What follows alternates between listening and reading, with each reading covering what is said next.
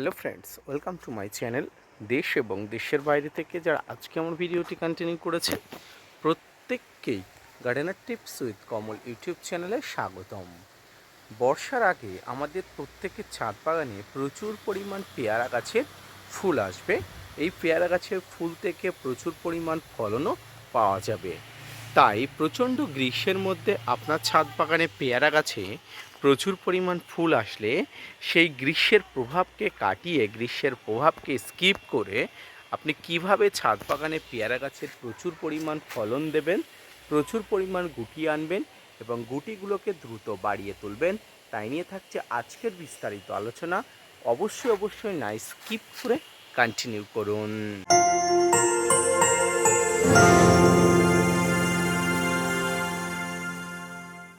সম্মানীয় দর্শক এবং শ্রোতা বন্ধুরা, দেশ এবং দেশের বাইরে থেকে যেখান থেকে আজকে আমার ভিডিওটি কন্টিনিউ করেছেন প্রত্যেককে নমস্কার, সালাম, আদাব জানিয়ে আজকের ছোট্ট উপস্থাপনাটি শুরু করছি।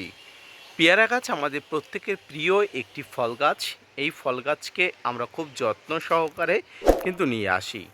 এই সময় অর্থাৎ এই গ্রীষ্মের সময় আপনার ছাদ বাগানের পেয়ারা গাছ খুব সাবধানে পরিচর্যা করতে হয়। কেন সাবধানে পরিচর্যা করতে হয় তার কারণ এই সময় পেয়ারা গাছে ফুল থাকে, আর প্রচণ্ড গ্রীষ্মের জন্য আমরা ছাদ বাগানে যখন জল একটু কম দিয়ে ফেলি বা জল দিতে দেরি করে ফেলি, ঠিক এই সময় এই দশা হয়ে থাকে। অর্থাৎ দেখুন পাতাগুলো একদম ঝিমিয়ে গেছে। এই দশাটি হতে দিলে হবে না, এই দশার মধ্যে গাছকে পড়তে দিলেই হবে না। জল কিন্তু আপনাকে সর্বক্ষণ দিতে হবে, অর্থাৎ সর্বক্ষণ বলতে সারাদিন জল দেবেন এমনটি নয়। আপনাকে সকালে একবার জল দিতে হবে এবং দুপুরের পড়ন্ত বিকালে ঠিক সন্ধ্যার আগ মুহূর্তের সময়ে কিন্তু জল দিতে হবে। এতে কি হবে, গাছের পাতা না দুমড়ে যাবে, না কুঁচকে যাবে, না জলের অভাব বোধ করবেন। জলের অভাবের পাশাপাশি আপনার ছাদ বাগানের গাছে কিন্তু আরও অনেক ধরনের জিনিসের অভাব পূরণ করে দিতে হবে। এর মধ্যে অন্যতম হলো বিভিন্ন খাবার, মাইক্রোনিউট্রিশন এবং আরও অন্যান্য উপকরণ। প্রথমেই বলি, এখানে কিন্তু আপনাকে প্রথমে নিউট্রিয়েন্টের অভাব পূরণ করতে হবে। মাইক্রোনিউট্রিয়েন্টের অভাব বলতে আমি সরাসরি বোরনের কথা বলবো। এই বোরনের অভাব কিন্তু আপনাকে পূরণ করতে হবে গাছে। বোরন ছাদ বাগানে যে কোনো গাছে প্রচুর পরিমাণ ফুল আনানো, ফল ধরানো, ফলের গুটি ঝরে পড়ার বন্ধ করা, ফল হলুদ হয়ে যাওয়া, এই সমস্যার সমাধান করে। এছাড়া ফলের কালার, আকার আকৃতি ঠিক রাখা, ফল বিকৃতি হওয়া দশা বন্ধ করে এই বোরন। তাই ফুল আসা থেকে ফল হারভেস্ট করা সব জায়গায় কিন্তু এই বোরনের খুব ভালো ব্যবহার রয়েছে। তা এই সময় আপনার ছাদ বাগানের গাছে কিন্তু বোরন ব্যবহার করতে হবে। বোরন আপনি দুইভাবেই ব্যবহার করতে পারেন, এক জলে গুলে গাছের গোড়াতে, আর এক জলে গুলে স্প্রে। দেখুন, স্বাভাবিক বোরন স্প্রে ফর্মের জন্য ব্যবহার করা হয়, কিন্তু জলে গুলেও গাছের গোড়াতেও কিন্তু বোরন দেওয়া যায়, কোনো প্রকার কোনো অসুবিধা নেই। প্রিয় দর্শক, সম্মানীয় শ্রোতা বন্ধুরা, তাই বোরন আপনাকে ব্যবহার করতে হবে। শুধু কি বোরন দিতে হবে? বোরনের পরিবর্তে আপনি অন্যান্য উপকরণ যেমন মাইক্রোনিউট্রিয়েন্টের যে মোবোপিন আছে বা অন্যান্য যে মাইক্রোনিউট্রিয়েন্টের উপাদান আছে সেগুলো কিন্তু আপনি ছাদ বাগানে ব্যবহার করতে পারেন। প্রিয় দর্শক, এর পাশাপাশি আপনাকে এই গরমে গাছের স্বস্তি পাওয়ানোর জন্য দিতে হবে source of potash. Source of potash হলো ছাদ বাগানের গাছের অত্যন্ত গুরুত্বপূর্ণ একটি উৎস। সোর্স অফ পটাশ দিলে এই গরমে গাছের ক্লান্তি দূর হয়। গাছের ক্লান্তি দূর করে গাছ কিন্তু আরও বেশি উত্তেজিত হয়ে থাকে এবং গাছ কিন্তু অনেক অংশে বৃদ্ধি পায়। তাই কিন্তু বোরন এবং পটাশ আপনাকে একত্রে ব্যবহার করতে হবে। বিশেষত এই সময় আপনার ছাদ বাগানের গ্রীষ্মকাল, অর্থাৎ প্রচণ্ড তাপমাত্রা থাকছে, যার কারণে জলের অভাবে পাতাগুলো নুইয়ে পড়ছে। কয়েক ঘন্টা পরে জল দেওয়ার কয়েক ঘন্টা পরে স্বাভাবিক হবে যদিও। তো এই সমস্যাকে ওভারকাম করার জন্য আপনি জল দিচ্ছেন, তার সত্ত্বেও আপনি এই সময় গাছে এই গ্রীষ্মের সময় যেটি ব্যবহার করবেন সেটি হলো সিউইড এক্সট্রাক্ট। সিউইড এক্সট্রাক্ট হলো ছাদ বাগানে গাছেদের জন্য অত্যন্ত গুরুত্বপূর্ণ একটি জাদুকারী পদার্থ।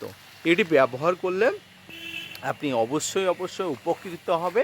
ফলগুলো রিলিফ পাবে, পাতাগুলো রিলিফ পাবে এবং গাছের কাণ্ড, শাখা পোশাকায় সব জায়গায় গাছের স্বস্তিদায়ক একটা উপকরণ দেখা যাবে। তাই সিউইড এক্সট্রা গরমের সময় একটু বেশি গাছে ব্যবহার করা যায়। ফুল ফল ধরা সমস্ত গাছে যে কোনো স্টেজে আপনি ব্যবহার করতে পারেন এই সিউইড এক্সট্রা। প্রিয় দর্শক, এই সময় কি ছাদ বাগানে গাছে খাবার দেওয়া যায়? হ্যাঁ, এই সময় গাছে যেহেতু ফল আছে তাই কিন্তু আপনাকে খাবার দেওয়ার কথাও আমি বলবো। আর এই খাবারের মধ্যে থাকবে তরল খাবার, জৈব খাবার, রাসায়নিক খাবার। তরল খাবার মধ্যে যে খাবার থাকবে সেটা হলো সরিষার খোল পচানো জল। যে সরিষার খোল পচানো জলকে গাছের সুপার ফুড হিসাবে গণ্য করা হয়। সরিষার খোল কিন্তু এই সময় গাছের গোড়াতে দেওয়া যায়, বিশেষ করে পেয়ারা গাছেতে। সরিষার খোলকে 10 থেকে 15 দিন জলে ভিজিয়ে পচিয়ে সেটা খুব পাতলা করে, গাঢ় নয় একদম পাতলা করে গাছের গোড়াতে দিতে পারেন 15 দিন অন্তর অন্তর। টবে বলুন, যে কোনো বড় পাত্রে বলুন, আপনি সরিষার খোল পচানো জল দিয়ে দেখুন, খুব ভালো ফলাফল পাওয়া যাবে। এছাড়া আপনি মিশ্র খাবার গাছের গোড়াতে তো অবশ্যই দেবেন। শিংকুচি, নিমখোল, হাড়গুঁড়ো, ভার্মিকম্পোস্ট, সর্ষের খোল, বাদাম খোল, এই উপাদানগুলো অবশ্যই সঠিক রেখে গাছের জন্য তৈরি যে খাবার করা হয় সেটাকেই বলা হয় মিশ্র খাবার। এই মিশ্র খাবার অবশ্যই কিন্তু দেবেন ফলের জন্য। ফুল আসলে গাছের গোড়াতে খাবার দেবেন না, ফুল থেকে গুটি সেট আপ হওয়ার পরেই কিন্তু গাছের খাবারের দরকার হয়। এই খাবারগুলো অবশ্যই কিন্তু আপনার দেওয়া উচিত বা আপনাকে দিতে হবে। প্রিয় দর্শক, সম্মানীয় শ্রোতা বন্ধুরা, এরপরেও কিন্তু গাছে রাসায়নিক খাবার হিসাবে আপনি যেটা ব্যবহার করবেন সেটা হলো এসএসপি অর্থাৎ সালফেট অফ পটাশ, ক্ষমা করবেন, সিঙ্গেল সুপার ফসফেট 0050 অর্থাৎ সালফেট অফ পটাশ, যেটাকে আমি পটাশের কথা বললাম।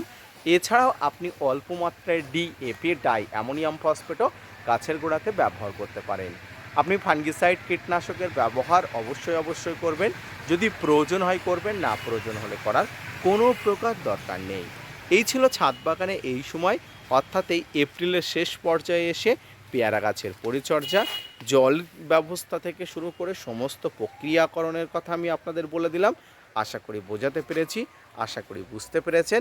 যদি বোঝাতে পারে, যদি বুঝতে পারেন, তাহলে অবশ্যই gardener tips with Kamal YouTube চ্যানেলকে ভিজিট করবেন এবং ভিডিওটি শেয়ার করতে ভুলবেন না। ধন্যবাদ।